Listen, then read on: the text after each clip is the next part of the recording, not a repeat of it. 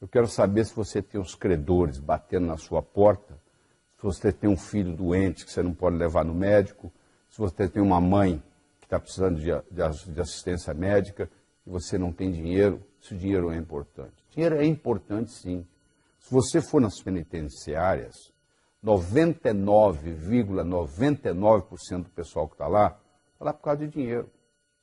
Se você for analisar os divórcios, 85% dos divórcios nos Estados Unidos, eu não tenho a estatística brasileira, mas tem a americana para lhe dar. 85% dos divórcios nos Estados Unidos ocorrem por causa de problemas de dinheiro. Ou seja, se falta de dinheiro está destruindo famílias. Se falta de dinheiro está colocando pessoas nas penitenciárias, está fazendo gente roubar, assaltar, dinheiro é importante, sim. Só que nós crescemos uma cultura dizendo que não, que se você tem ambição pelo dinheiro, alguma coisa está errada com você. Eu quero começar apresentando a situação, o futuro da Previdência no Brasil. Hoje nós temos trabalhando 89 milhões de brasileiros. Trabalhando. Só que o trabalho informal no Brasil é muito grande, você sabe disso, né? Então, somente 34 milhões, ou menos de 40% desse pessoal, paga Previdência. Menos de 40%. Somente 34 milhões desses 89 milhões que estão trabalhando, que são trabalhadores, pagam a Previdência. Muito bem. Temos 21 milhões de aposentados.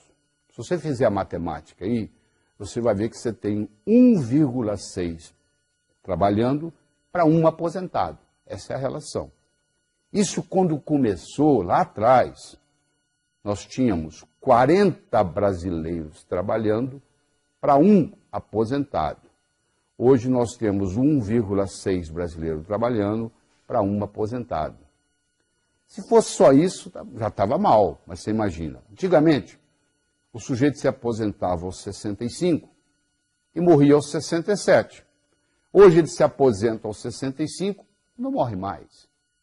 Tem gente usufruindo da aposentadoria por 30 anos. Você imaginou o que é isso? Às vezes ele usufrui mais da aposentadoria do que ele pagou.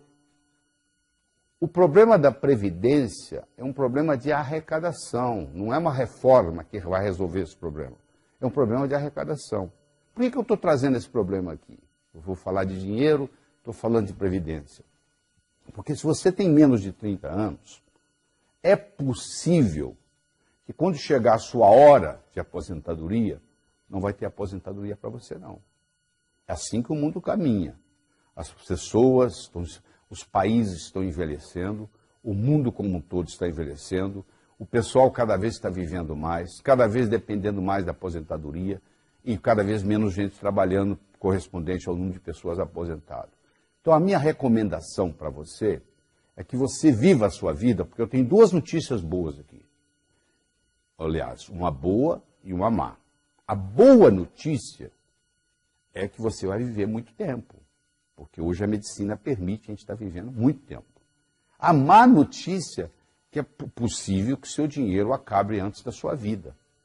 Se isso acontecer, você vai depender de quem? Dos seus filhos, que provavelmente já estarão velhos também, dos seus netos. Eu acho que o neto está cuidando da vida dele, ele não vai parar a vida dele para cuidar da situação financeira do avô. Então eu acho que você deve pensar nisso seriamente. E como é que você faz? Aí que vem esse material aqui. Então eu quero começar perguntando para você, qual é a sua abastança? Isso mesmo, abastança. Talvez seja uma palavra nova para você, não é? Abastança é com C cedilha. Abastança significa o número de dias que você pode viver sem trabalhar, mantendo o seu padrão de vida. Se você parasse de trabalhar hoje, ou se você tivesse um acidente, ou se você fosse demitido, quanto tempo, quantos dias você pode manter o seu padrão de vida, e sem trabalhar, continuar vivendo? Isso é abastança. Deu para entender? Você tem que fazer o seu cálculo. Eu recomendo que todo final de ano você faça o seguinte: você faz um cálculo da sua abastança. Se a sua abastança de ano para ano não estiver aumentando e você continuar trabalhando, alguma coisa de errado está acontecendo. Ou seja, está trabalhando por nada. Você está gastando em coisas fúteis, supérfluas, e não está criando a sua abastança. Então, todo final de ano, você tem que ver o seguinte: qual é a minha abastança esse ano, qual era a minha abastança ano passado e quanto que eu melhorei. Até que vai chegar um ponto, espero eu, que a sua abastança seja indeterminada. Ou seja, o dinheiro que você ganhou vai gerar dinheiro, que vai gerar dinheiro, que vai gerar dinheiro, que mesmo que você viva 120, 130 anos, que vai ser possível no futuro próximo, você vai ter dinheiro suficiente. Você deve conhecer um ditado de Sócrates, que diz assim: diz-me com quem andas e dir-te-ei quem és. Você já escutou falar disso? Pois é, olha que experiência interessante. Talvez você tenha que parar até para refletir. Olha só, quais são as 6 pessoas com quem você passa a maior parte da sua vida? Todos os seus filhos, filhas, genros e noras vão contar um só. Você vai fazer uma lista. Com quem eu passo mais tempo, segundo com quem eu passo mais tempo, terceiro com quem eu passo mais tempo, quarto, 5, 6. Você vai ter que ter 6 nomes. Claro que uma dessas linhas você vai incluir filhos, filhas, genros, noras, netos, tudo incluído numa linha só. Com quem você passa, quais são as 6 pessoas com quem você passa a maior parte do tempo? Quem é o número 1, 2, 3, 4, 5, 6. Dá para você fazer isso aí agora, antes de nós continuarmos essa conversa? Tá bom, eu vou assumir que você tem aí 1, 2, 3, 4, 5, 6. Agora eu vou fazer a seguinte pergunta para você. Olhando nessas 6 pessoas, ou mais, porque filhos, filhas são tudo numa linha só, você se considera mais mestre ou mais discípulo? Você se considera mais orientador ou mais orientado? Você se considera mais professor ou mais aluno? Com relação a essas 6 pessoas que estão aí. Hein? Só você pode decidir. Olha para esse pessoal todo que você escolheu e decida. Agora, você é mais mestre ou mais aluno? Mais orientador ou mais orientado? Mais professor ou mais aluno com relação a essas pessoas? Provavelmente, você vai responder, se você está interessado nesse material, você vai responder que você é mais professor do que aluno, que você é mais mestre do que discípulo, que você é mais orientador do que orientado. Então, se você respondeu assim, eu tenho uma última pergunta para você. Qual é a sua fonte? De onde você bebe? Você tem um vizinho multimilionário que lhe ensina? Você tem uma pessoa muito bem sucedida em negócio, que todo dia você liga para ela e conversa? Você é uma pessoa autodidata, que estuda o assunto, que escuta CDs, que assiste vídeos, assiste DVDs sobre o assunto?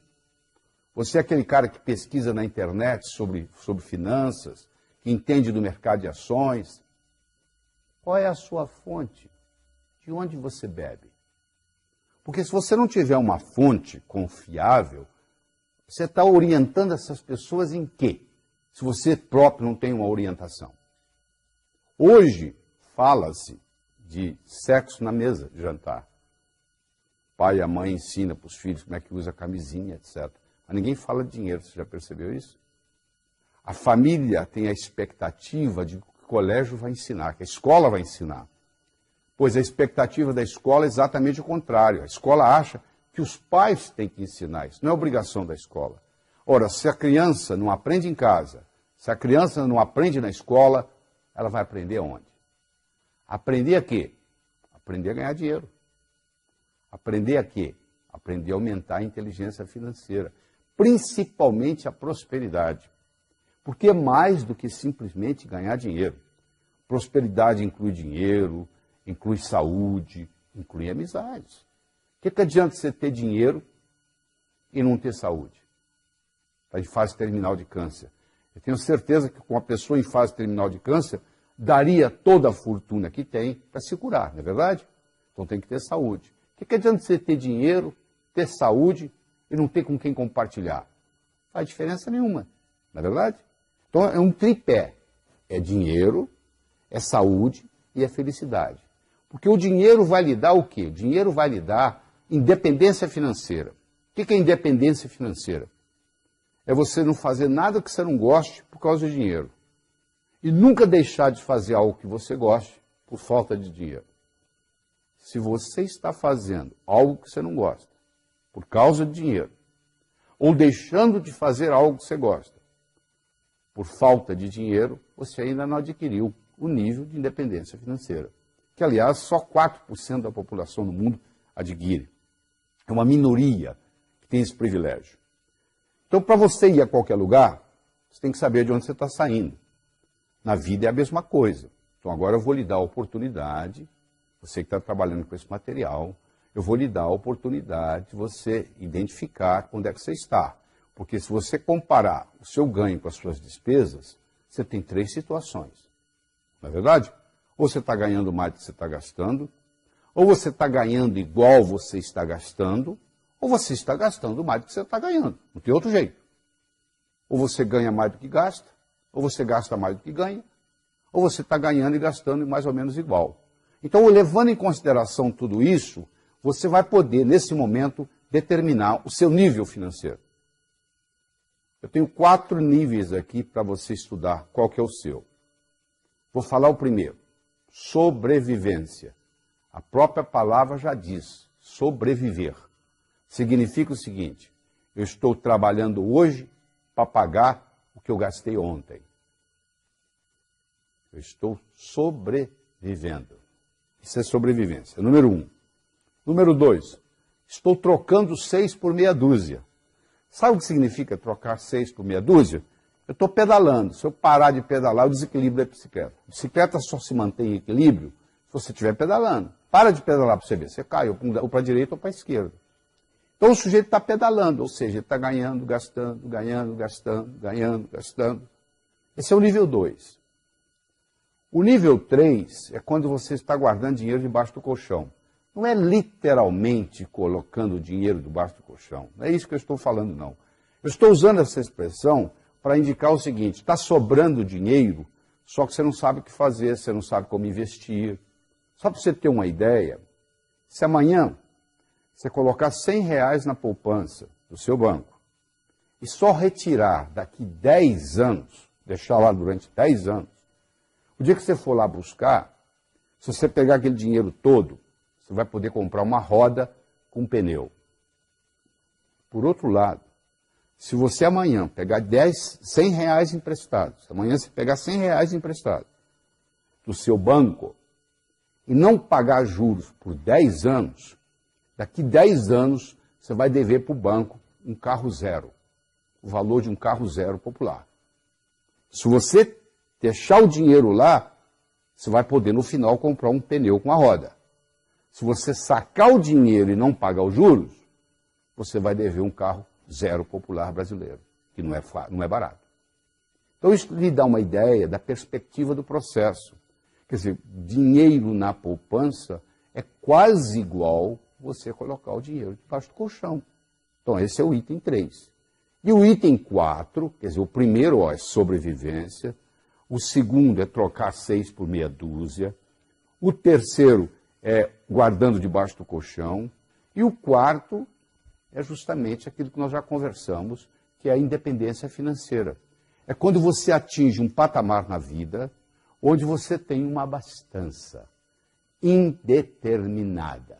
Ou seja, você pode viver o tempo que você quiser, essa abastança ela vai fazer com que o dinheiro gera dinheiro, que gera dinheiro, que gera dinheiro. Se você viver 120 anos, você vai ter dinheiro. Se você viver 140, você vai ter dinheiro. É isso que todo mundo almeja. Atingir um ponto na vida onde a sua abastança se torne indeterminada, indefinida. Ou seja, enquanto você viver, você tem. E você diz assim, eu sei que você deve estar curioso, né? Como é que eu faço isso? Como é que eu faço isso na minha vida? Como é que eu faço isso acontecer na minha vida? Pois bem, por isso que nós estamos aqui. Eu quero começar lhe ensinando sobre a roda da abundância. A roda da abundância é um conceito espetacular. A quantidade de dinheiro que você vai gerar na sua vida é diretamente proporcional à velocidade com que a roda da abundância vai girar na sua vida. A roda da abundância tem dois lados, o doar e o receber. O doar pode ser duas coisas diferentes. Você pode doar para quem precisa, chama-se caridade, ou você pode doar para quem não precisa, chama-se generosidade. Então, doar é a metade da roda. Uma roda não roda só com a metade. O cara que não quer doar nada, a roda da abundância não roda na vida dele. Ele pode até ter uma conta bancária avantajada, mas ele pensa como pobre, vive como pobre, se sente pobre, porque ele não faz parte da abundância do mundo. Então, doar é um grande segredo.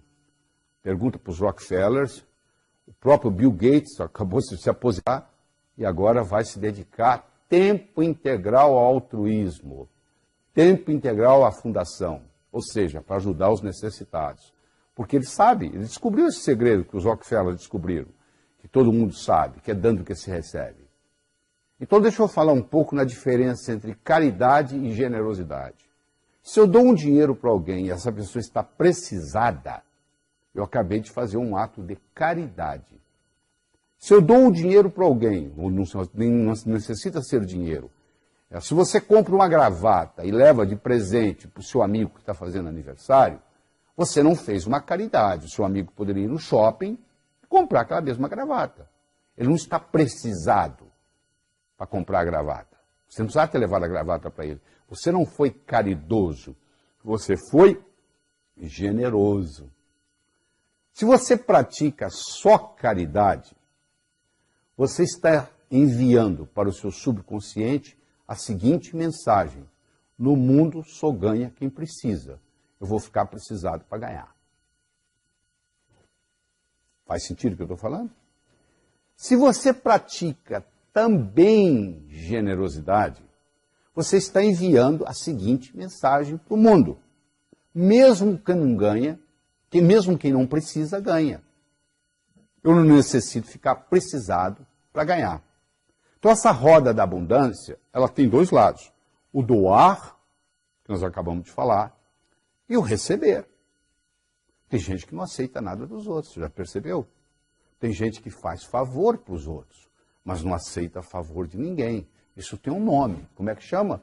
São pessoas soberbas. O que é a soberba? Você acha que não precisa de ninguém. As pessoas precisam de você.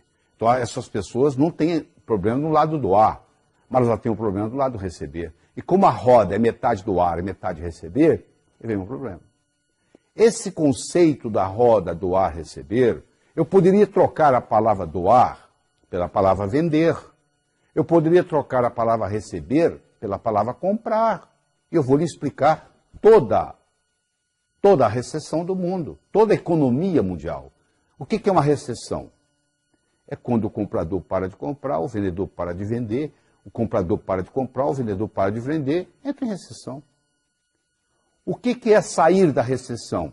O comprador começa a comprar, o vendedor começa a vender, comprar, vender, sai da recessão. Eu posso explicar a economia mundial baseada nessa roda da abundância. Só que aqui eu troquei a palavra vender pela palavra doar e troquei a palavra comprar pela palavra receber. Então eu tenho 4 situações básicas na vida. Eu tenho o sujeito que tem problema em doar, mas tem facilidade em receber. Essas pessoas são pessoas egoístas. Elas têm habilidade de receber, mas não querem doar. Venha a nós o vosso reino nada. Tem pessoas que têm dificuldade tanto em doar quanto em receber. São pessoas estéreis. Elas têm dificuldade em doar e dificuldade em receber. Não é verdade? Tem pessoas que têm facilidade em doar, porém dificuldade em receber, que nós já falamos que são as pessoas soberbas. E, finalmente, nós temos uma pequena população do mundo que tem tanta habilidade de doar quanto receber. São pessoas prósperas. São pessoas que conhecem o caminho das pedras. Uma pessoa próspera, se você tirar a riqueza dela, ela manifesta de novo. porque ela conhece o caminho. Já uma pessoa só rica, que herdou, por exemplo, uma herança e tem uma conta avantajada no banco, se você for lá tirar o dinheiro dela e ela for só rica e não for próspera, ela não consegue manifestar de volta esse dinheiro.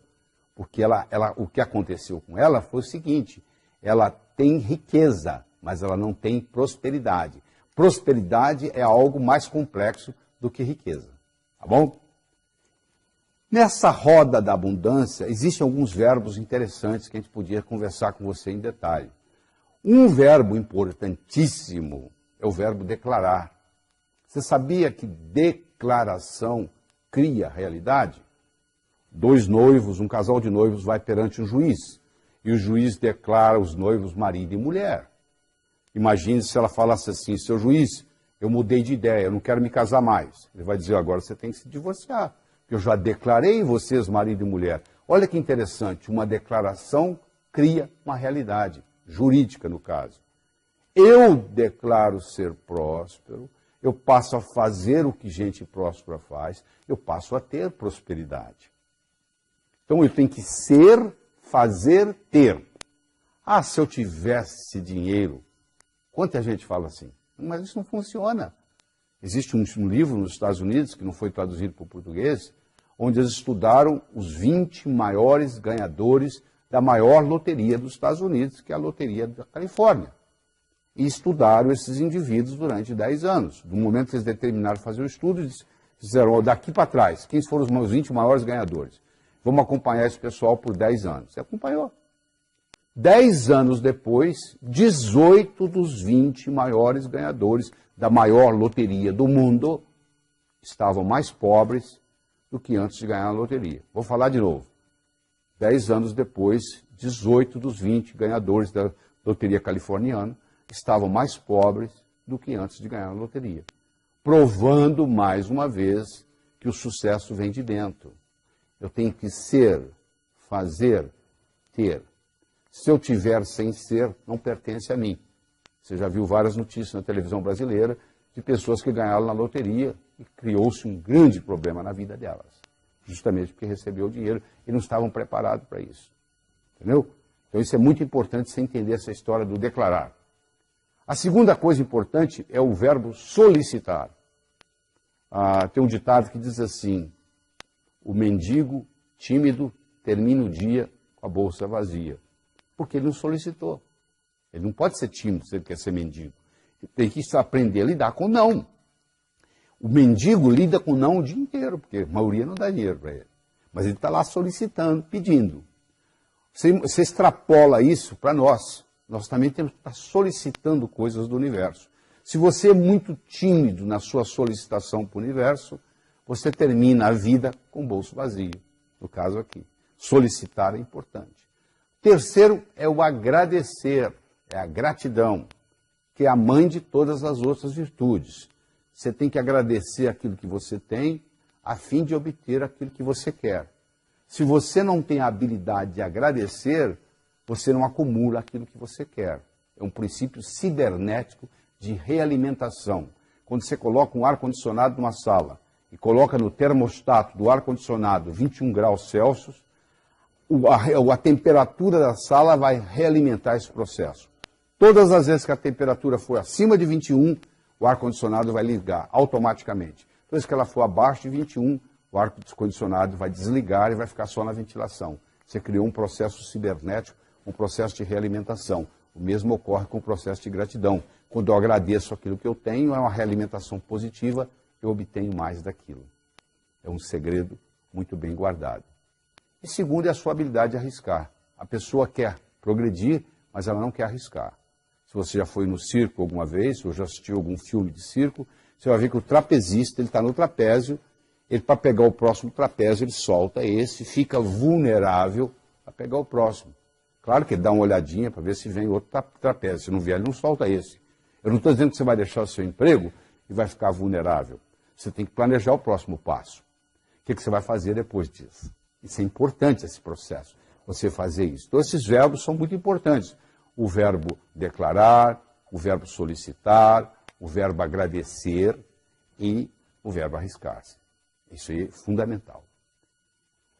Eu quero conversar agora, nesse momento, sobre a pobreza. Eu quero fazer uma declaração aqui. A declaração que eu tenho para fazer é muito simples. Todas as vagas para pobre estão ocupadas no Brasil. Não tem mais vaga para pobre. Melhor você ficar rico. Se você quiser ser pobre na Suécia, não tem problema. Você vai receber casa, comida, roupa lavada, remédio, hospital. Se você quiser ser pobre na Suíça, não tem problema nenhum. Se você quiser ser pobre nos Estados Unidos, você não tem quase problema nenhum. Mas no Brasil você não pode ser pobre. Por quê? Todas as vagas estão ocupadas, já temos demais. A melhor coisa que você pode fazer pelos pobres é não ser um deles. Ou seja, você está do outro lado para ajudar. E nós temos que fazer, não é fazer o pobre, o rico ficar pobre, é fazer o pobre ficar rico. Você nunca pode fortalecer o fraco enfraquecendo o forte. O jeito de você fortalecer o fraco é fortalecendo o fraco, não é enfraquecendo o forte. Por que você acha que tem tanta pobreza no Brasil? Um país com 8.513.844 km², onde o sol brilha 365 dias por ano, onde aqui não tem terremoto, aqui não tem furacão, onde todo estrangeiro que vem aqui e mora aqui por um período de tempo acha que isso aqui é o paraíso das oportunidades, só o brasileiro que não vê isso. Por que a gente tem tanta pobreza? Por algumas características. A primeira delas é a ignorância financeira. Nós não somos educados financeiramente, nós não aprendemos sobre a lei do ganhar, a lei do gastar, a lei do economizar, a lei do investir, que são leis universais, que funcionam em qualquer lugar que você for, em qualquer cidade, em qualquer país, em qualquer nação, em qualquer continente. E mais sério ainda são os preconceitos que nós temos contra dinheiro. Dinheiro é sujo, gente rica não entra no céu, é mais fácil um camelo passar pelo fundo de uma agulha do que um homem rico entrar no céu. Você imagina que você tem 5 anos de idade, você não sabe onde você está indo, porque você está consciente, mas não está consciente que está consciente aos 5 anos. Você sabe que você vai num lugar importante, porque colocar a melhor roupa que você tem, e você vai e tem alguém pregando. É mais fácil um camelo passar pelo fundo de uma agulha do que um homem rico entrar no céu. Saiu dali, seu pai te leva ao zoológico, e tem aquele animal enorme. Você pergunta, papai, o que é aquilo ali? Aquilo ali, meu filho, minha filha, aquilo ali é um camelo, grande, hein, pai? Você chega em casa, você abre a gaveta de costura da sua mãe, você pega a agulha, olha, e com 5 anos você declara, eu quero ser pobre. Só que você esqueceu que você fez essa declaração, quem estava pregando lá também esqueceu de lhe ensinar que o conceito não é bem esse, não.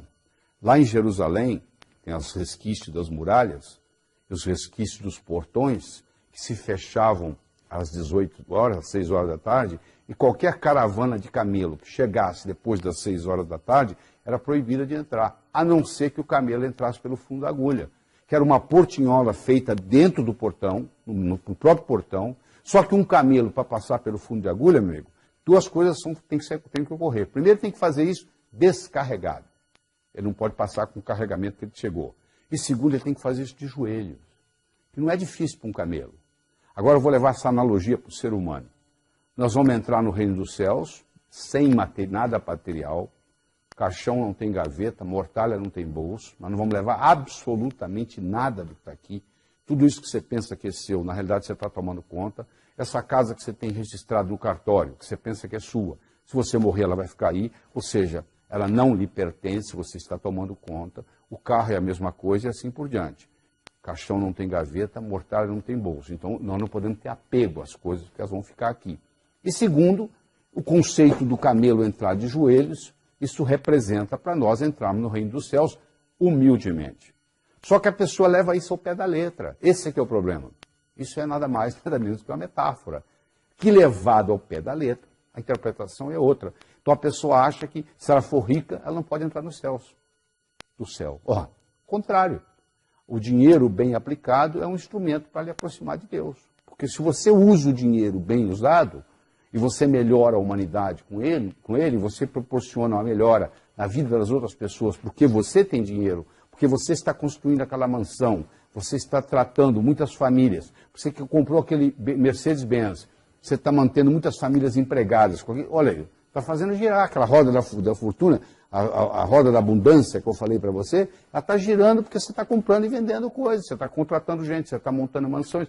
É praticamente impossível você ser próspero sozinho, porque no momento que você começa a gastar, você está beneficiando outras pessoas. E todo mundo vai ficando mais próximo com você. Prosperidade atrai prosperidade. Para onde que vão os investimentos? Para os países mais prósperos, não é verdade? Então isso é o que vai acontecendo. Então nós temos essa série de preconceitos. E esses preconceitos muitas vezes não têm nenhuma causalidade. Há uma diferença entre causalidade e casualidade. Casualidade é por acaso. Causalidade tem causa. Você quer ver um mito, porque isso é mito. Quando você tem casualidade, mas não tem causalidade, você cria mitos. Existem uma série de mitos populares com relação a dinheiro, com relação à riqueza. O primeiro mito que eu quero discutir com você aqui é o seguinte: trabalhar muito é causa de riqueza. Não é verdade. O cara ficou milionário aos 65 anos em Brooklyn, New York. Ele foi entrevistado e eles perguntaram para ele: por que você ficou milionário aos 65? Por que não aos 55? Por que não aos 45? Sabe o que ele respondeu? Estava muito ocupado, não tinha tempo de ganhar dinheiro. Ou seja, tem gente que está tão obcecada pelo trabalho do dia a dia que não tem tempo de dar um passo para trás e ver a coisa numa visão mais ampla. Então não é verdade, não é trabalhar muito que traz riqueza, é trabalhar de uma forma inteligente, é aprender a alavancar. Se você pedir para derrubar uma porta, eu não tenho força física para isso. Mas se você me entregar um pé de cabra, eu derrubo com esse dedinho aqui, ó. Eu estou alavancando. Ou seja, eu estou trabalhando de uma forma inteligente. Alavancar no mundo de negócios é trabalhar de uma forma inteligente. Então isso é muito importante.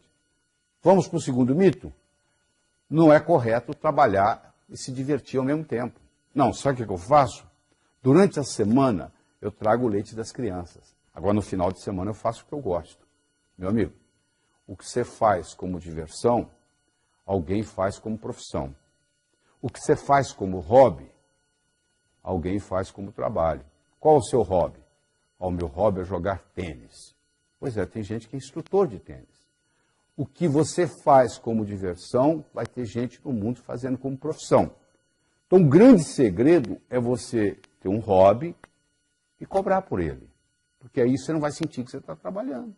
Você está se divertindo, é seu hobby. Você faria até de graça. Então, se você trabalha numa coisa que você faria até de graça, primeiro você não vai pensar em aposentadoria. Porque se você faria até de graça, você quer continuar fazendo. Aquilo que o cara sonha que vai fazer depois de aposentado. Se você já estiver fazendo aquilo que você sonha de fazer, não vai fazer diferença. Você não vai estar pensando em aposentadoria, que é outro problema sério. Porque hoje tem-se o conceito que o sujeito tem que se aposentar aos 65. Como as pessoas estão vivendo mais, isso vai chegar uma hora que vai ter que mudar, tá bom? O tempo de trabalho vai ter que aumentar, porque senão não tem outro jeito. Já não tem solução. A Previdência já está quebrada, etc. e tal, você sabe muito bem disso. Eu não vou estar discutindo isso aqui. Mas eu quero dizer para você o seguinte, que esse tempo de trabalho, uma hora vai ter que aumentar, porque a longevidade está aumentando. Mas tem que ser uma longevidade saudável também. Não adianta você viver mais e viver mais tempo doente. Não adianta eu viver 90 anos e ter Alzheimer dos 81, 90. Passei 9 anos, ou seja, 10% da minha vida doente. Não adianta nada. Terceiro mito. A ocupação correta é importante para ganhar dinheiro. Sabe por que eu não sou rico? Porque eu escolhi a profissão errada. Se eu tivesse escolhido a profissão do meu irmão, o que seu irmão é? Meu irmão é médico. Eu conheço médico pobre, médico rico. Advogado pobre, advogado rico. Engenheiro pobre, engenheiro rico.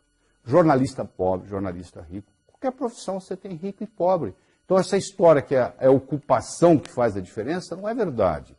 Você vai encontrar em todas as profissões gente ganhando dinheiro e gente perdendo dinheiro.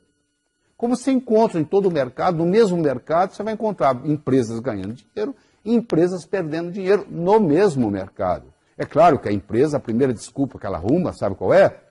Isso é por causa do mercado. Aí eu pergunto, se é por causa do mercado, como que o seu concorrente está ganhando dinheiro? Se fosse o mercado, o seu concorrente também deveria estar perdendo dinheiro. E tem concorrente seu ganha dinheiro. Então é fácil de jogar a culpa para fora. Mas não é isso, não é bem isso. Ah, não é por causa da minha ocupação. Não tem nada a ver com a sua ocupação. Ah, sabe por que eu não ganho dinheiro? Isso é outro mito. Porque eu não tive a oportunidade de ir para a faculdade. Porque eu não tive uma boa formação. Isso também não é desculpa. Se você pegar o Thomas Edison, que foi cofundador com o Morgan, da maior empresa do mundo por muitos anos, que foi a General Electric, ele teve 3 meses de escola. Você pegar o Henry Ford, que revolucionou o mundo automobilístico, com o trabalho dele, que foi na época dele um dos homens mais ricos do mundo, tinha 2º ano de ginásio. Se você pegar uma figura atual, que é o Bill Gates, que tem 3 recordes mundiais, ele também não terminou a faculdade. Ele saiu de Harvard para montar a Microsoft. Eu não estou aqui estimulando ninguém a não estudar. Eu estou dizendo que só estudar não é suficiente. Porque os pais têm aquela ilusão de que se seu filho estudar numa escola boa e tirar boas notas, que o futuro está garantido. Não é verdade. Isso é um requisito, é importante, mas é necessário, mas não é suficiente. Necessário, porém não suficiente. Você não faz um bolo só de farinha, nem só de manteiga, nem só de ovos. São ingredientes necessários, mas cada um deles por si não é suficiente. Então é claro que um bom estudo, uma boa educação ajuda. Mas em geral, a maioria do que acontece, o sujeito estuda e vai trabalhar para um que não tem estudo, que nunca estudou. É um paradoxo, né? Porque em geral, o que cai na prova não necessariamente cai na vida. Essa é a grande verdade. Nem sempre o que cai na prova cai na vida. O outro mito, talvez o pior deles, é que não tem o suficiente para todos. Na época da caverna, o PIB era 0. Hoje o PIB é astronômico. À medida que a riqueza do mundo aumenta, mais milionários vão sendo feitos, mais aviões supersônicos vão sendo construídos, mais submarinos atômicos vão sendo construídos, ou seja, a prosperidade do mundo vai aumentando. A Bolsa de Valores de Nova York hoje é 100 vezes maior o giro do que era há 50 anos atrás. Ou seja, a riqueza vai aumentando. Tem para todos, sim. Quer dizer, esse conceito de que não tem para todos é um problema seríssimo, porque a pessoa que tem esse conceito, ela acha que se ela ganhar, alguém tem que perder. Não, para eu ganhar, você não tem que perder. A não ser que você insista. Aí o problema é seu. E outro problema sério, que deveria ser ensinado no jardim da infância, são as leis da riqueza. A lei do ganhar, a lei do gastar, a lei do economizar e a lei do investir, que são leis universais, que funcionam em qualquer lugar. Sem o ganhar, meu filho, não adianta nada. Eu só vou poder gastar, economizar e investir se eu ganhar. Então, a primeira lei não é que é a mais importante. Segunda-feira não é mais importante do que terça, mas vem primeiro, não vem? É assim mesmo. Segunda vem antes de terça, terça vem antes de quarta. O ganhar tem que vir antes do gastar. Só que o ganhar é o seguinte, toda a riqueza é criada pela mente humana. Problema financeiro não se resolve com dinheiro. Eu nunca vi nenhum problema financeiro ser resolvido com dinheiro. O sujeito não está indo bem financeiramente, ele pega dinheiro emprestado com o cunhado para pagar o aluguel. Mês que vem, o aluguel venceu de novo e o cunhado já quer receber, ou seja, não resolveu nada. A empresa não está indo bem das pernas, ela vai no banco, pega dinheiro emprestado, não faz nada. No mês seguinte, ela deve o capital, os juros e agora está precisando de dinheiro de novo. Problema financeiro não se resolve com dinheiro. Problema financeiro se resolve com imaginação. Você não vai caminhar nas ruas da sua cidade onde você mora e que vai cair riqueza no dinheiro na sua cabeça, não. Se você não tiver um planejamento, se você não tiver uma estratégia, se você não tiver uma implementação, não vai ocorrer nada. Então a lei do ganhar é fundamental. Segundo, vem a lei do gastar. Em que você gasta seu dinheiro? Aquilo que você valoriza.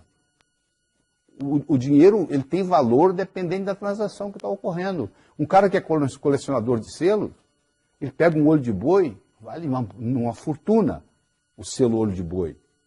Para quem não coleciona selo, olha aquilo, não vale nada. Então, o valor do dinheiro é determinado pelo comprador e pelo vendedor em cada transação. E se você gastar o que você ganha, meu amigo, você está andando de bicicleta. Você tem que saber economizar. Você tem que pegar pelo menos 10% que você ganha, sagrado, e separar. Chama-se dízimo pessoal. A palavra dízimo vem de 10. Você tira 10% que você ganha. Aí você deve estar pensando assim, mas eu já economizo 20%, 30% do que eu ganho. Mas não é isso que eu estou falando. Esse dinheiro, esses 10%, você nunca vai poder gastar em nada perecível ou roubável. Isso tem que... Você pode colocar no banco, você pode comprar um apartamento, você pode comprar um lote, você não pode comprar carro, você não pode comprar avião, você não pode comprar barco. Nada que seja perecível ou roubável. Isso aí funciona como se fosse o imã do dinheiro. Existe um indivíduo nos Estados Unidos chamado Robert Schuller, que construiu a Catedral de Cristal na Califórnia, em Los Angeles. Ele tem um programa na televisão americana há mais de 30 anos, todo domingo de manhã ele fala assim, se você me mandar 10% do que você ganha, você ficará rico. Tem gente mandando dinheiro há 30 anos para o Robert Schuller. Por quê? Porque funciona.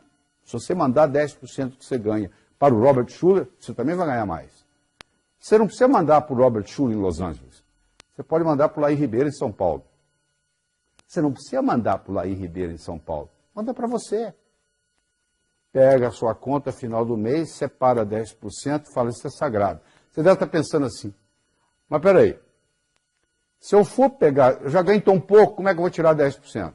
Se você ganha pouco, 10% é quase nada. Não é verdade? Ou seja, não vai fazer muita diferença. Tem gente que vive com muito menos do que você vive. Se você tirar os 10%, o que vai sobrar, tem gente que vive com muito menos. Você tem que se ajustar a isso. Mas no momento que você faz isso, é um passo de mágica. Porque você está dando para o seu subconsciente a seguinte mensagem. Eu vivo no mundo abundante, ganho mais do que preciso, está sobrando. E esse dinheiro acumulado, ele vai criar o que se chama o imã do dinheiro. Semelhante atrai semelhante, ódio atrai ódio, amor atrai amor, a água atrai água vai para o rio vai para o mar, não é verdade? Para onde vai água? Para onde tem água.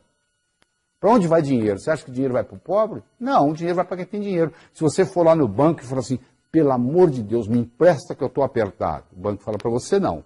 Agora você chega lá no banco e fala, eu tenho isso. O banco fala, você não quer levar um dinheiro emprestado? Olha que paradoxo. Quem está apertado mesmo, o banco não empresta. Agora, quem tem sobrando, tem crédito. Crédito é paradoxal. É quem não precisa que tem. Você não precisar, você tem. Mas na hora que você precisa, aí não tem. Olha que interessante. É o paradoxo. A vida está cheia de paradoxos. Principalmente a vida financeira. Certo? Então é importante você entender isso. Mas uma coisa importante, se você não aprendeu nada até agora dessa nossa conversa, se você aprender sobre a importância do dízimo pessoal, já fez uma diferença muito grande. Se você aprendeu a importância do doar, já fez uma diferença muito grande. Porque você aprender a doar, você pode doar tempo, você pode doar dinheiro. Não é só, é o sistema de doar como um todo, é você se doar. É dando que se recebe, está lá na Bíblia. E se você aprender nessa lei do ganhar, do gastar, do economizar, que é o dízimo pessoal, o processo de investimento, o brasileiro tem uma dificuldade muito grande em investir, porque ele não é treinado, ele não aprende na escola, ele não sabe o que fazer com o dinheiro. Ele não sabe nem manusear o seu próprio pensamento, ele não sabe o poder que o pensamento tem de expandir, de criar, de eternizar-se.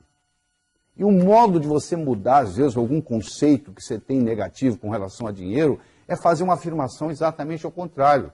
O dinheiro é meu amigo. Vamos supor, você fala para você, o dinheiro é meu amigo. Se você acha que o dinheiro é seu inimigo, que você não se dá bem com o dinheiro, você começa a falar, o dinheiro é meu amigo, o dinheiro é meu amigo, o dinheiro é meu amigo, de repente você começa a acreditar. Eu ganho mais do que eu gasto, eu ganho mais do que eu gasto, eu ganho mais do que eu gasto, eu ganho mais do que eu gasto. E aí você começa, o seu inconsciente começa a ficar dizendo, eu ganho mais do que eu gasto, eu ganho mais do que eu gasto. Eu começo a acreditar. Você sabe que tem pessoas que têm dívida como condição de vida, né?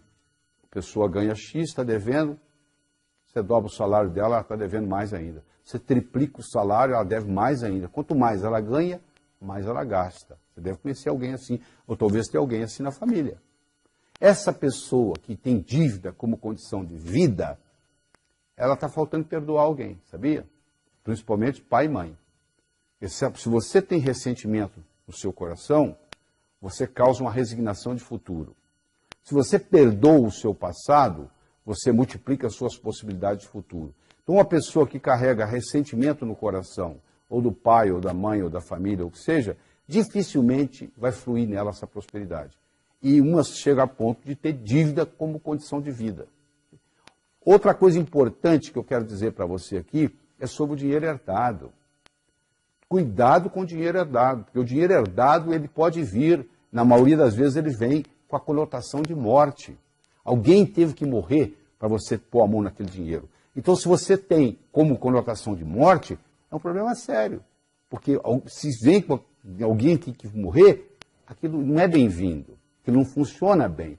Então, você conhece gente que vem de família muito rica, que tem muito dinheiro no banco, mas que se você for analisar, a pessoa vive como pobre, se comporta como pobre, pensa como pobre, tem toda uma atitude de pobre, só tem o dinheiro no banco. Ora, se ele tem o dinheiro no banco, mas ele tem toda uma atitude como pobre, na realidade ele está vivendo uma vida de pobre.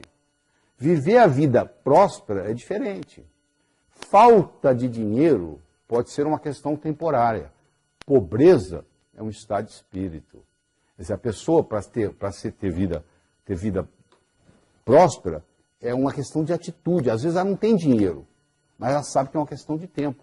Falta de dinheiro pode ser uma questão temporária. Pobreza é um estado de espírito. Essa é a verdade sobre tudo isso aí. Então, o que eu quero deixar bem claro é que isso aí é uma ciência. Do mesmo modo que você aprende física, que você aprende química, que você aprende biologia, você pode também desenvolver a sua inteligência financeira. Se você deixar do jeito que está, a tendência é piorar. Se você deixar seu carro parado um ano, depois de um ano você não consegue dirigi-lo, não é verdade? A gasolina evaporou, a bateria descarregou, você não tem condições, está tudo enferrujado, o pneu baixou, você não consegue dirigi-lo. Por quê? Deteriora. As nossas ideias é a mesma coisa, você tem uma série de ideias que você vai vivendo a vida. Se você não começar a colocar ideias novas, aquelas velhas vão se deteriorando e o mundo vai mudando.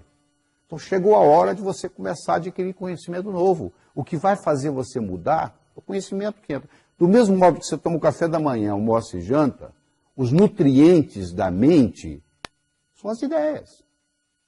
Com esse material aqui, ó, que você está trabalhando comigo, eu estou lhe trazendo várias ideias, só que você tem que trabalhar com esse material de novo, de novo, de novo, de novo, porque não é só uma vez que você ser exposto a esse material que vai fazer uma diferença. Às vezes as crenças estão aí, porque uma crença, uma vez estabelecida, tem como função única e exclusiva se perpetuar. A tendência da crença é continuar lá, firme. Então, para romper aquela crença, eu tenho que trazer uma crença nova, eu tenho que praticar, eu tenho que mudar o hábito, porque depois que você mudou o hábito, você não precisa de motivação mais não. Você precisa se motivar para escovar os dentes? Não. Você foi tantas vezes que você escovou os dentes que você escova os dentes até dormindo.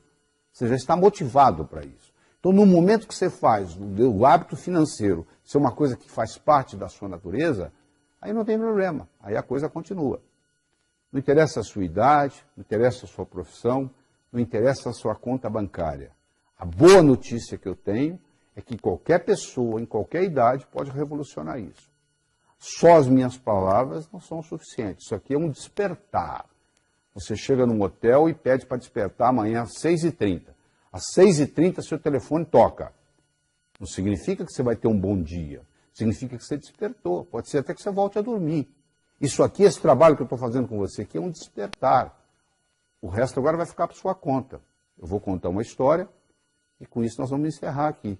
Eu espero que você trabalhe com esse material de novo, de novo, de novo, de novo, até que isso entre na sua estrutura psicológica e faça parte de você.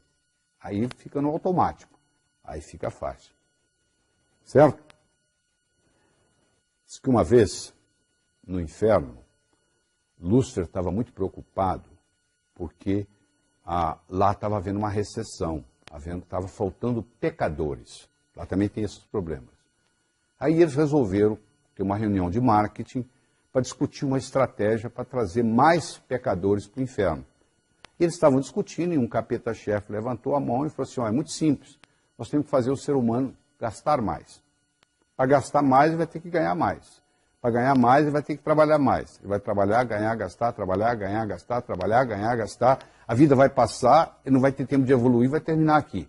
Muito bem, disse Lúcifer, muito bom. Mas eu quero escutar outras.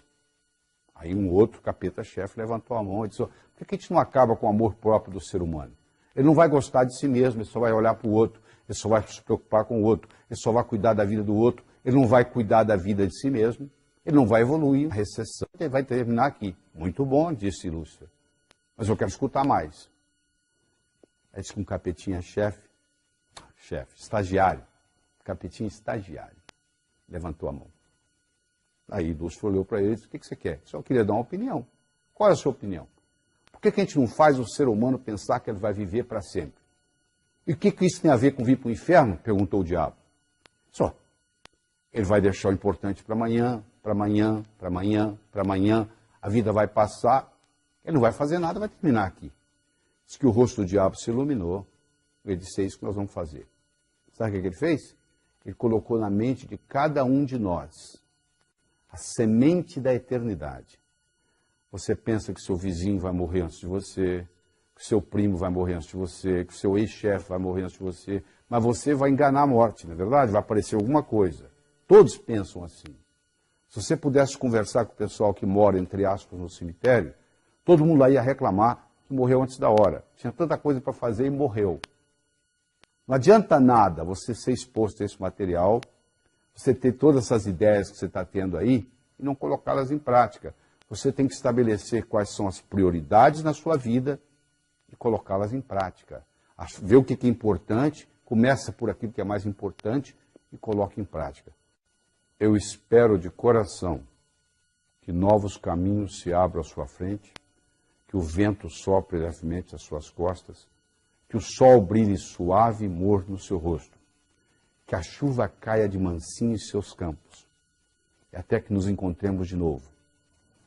Que Deus lhe guarde nas palmas de suas mãos. Evite o mal, faça o bem, viva a sua vida prosperamente.